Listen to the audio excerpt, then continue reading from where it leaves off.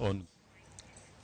E weche mamoko en ni chenro mar piny owacho mar medo chiwo obok mag lowo ne jo Kenya ochopo e kaunti ma Kisumo ka jagoro mongirore Migago mar tudruok Jerome Ochieng kawuono nochiwo obok mag lowo maromo 20,000 ne jodak ma Nyando.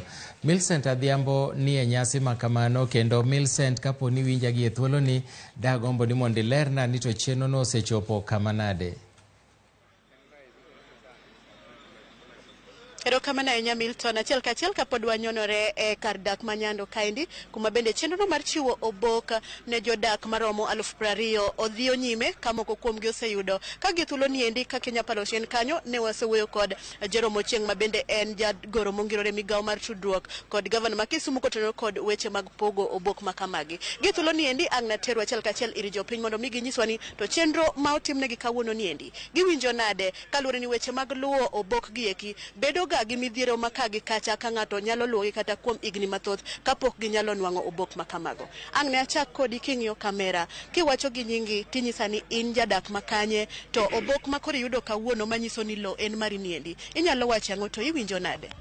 Erokamano sisa, an nyinge luonge Benatawa Tumbo, aja Nyakach ma Kabodho, to adak Papo Diti e kama adake. To kawuoyo wach mar title deed an onyuola 1946 to ok asewinjo maber nyaka sani kech asemanyo pesa to kanya yude kech pesa to nyalo imiyi kin gi title deed isetubo luson mar lopino mano ok nyal bedo nikech ok nyal timo nikech kionge gi luson kata mar title deed ok inwang' pesa no kata idwang'e rais to ok nyal nwang'e. Koro omiyo wan sani kapok Nyasaye okelonwa nou muchopo ka mwabiro kwa wawuoyo kod Ramogi wagonu erokamano nikech pile pile ng'ama omiyi gima nyaka itimne erokamano kata tek ora yom nyaka iwachi erokamano. Nyamachiegni mondo mi imbe imiya pachi kotenore kod wach title ma koro iting'e lweti kawuono in sure kata in gadieri ni title koro mari?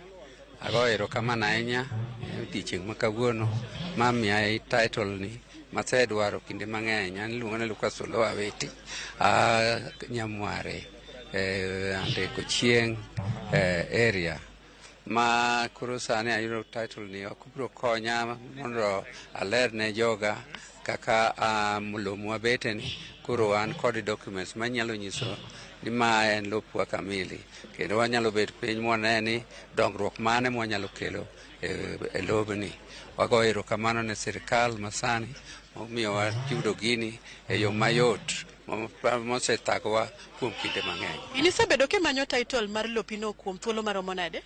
Lobni ne osebedo ka mokwongo ka en over 10 years kadwaro title mar lobni. Omiyo kawuono kaka yude maonge luya mang'eny mwachako wamedo wago erokamano. Erokamano ahinya. Machiegni mondo imbe imiwa pachi mana mapiyo piyo kotenore kod title deed ma koro iyudo niendi king'iyo kamera kacha. Be giluonga ni Joseph Ajode, an jakano. Ago erokamano ahinya kuom gimotimore ni. An aneno mana ka en mana noto nikech yudo title ne en tich matek ahinya. Nok anyanyalo adwoko ne anyang' nyong'o gi jatelo maduong'. Erokamano ahinya. Erokamano. Inisebedo ki ilawe kuom thuolo maromo nade? Asetemo lawe to no awinjo beche to koro adok abita piny. Koro ne ok anyal, koro nalinga kamano. Manyiso ni ndalo machon kanu manyo title deed ne ochuno ni nitie pesa moro mane uwinjo chul koso? 60 kinwang'o title deed kamano. Erokamano ahinya.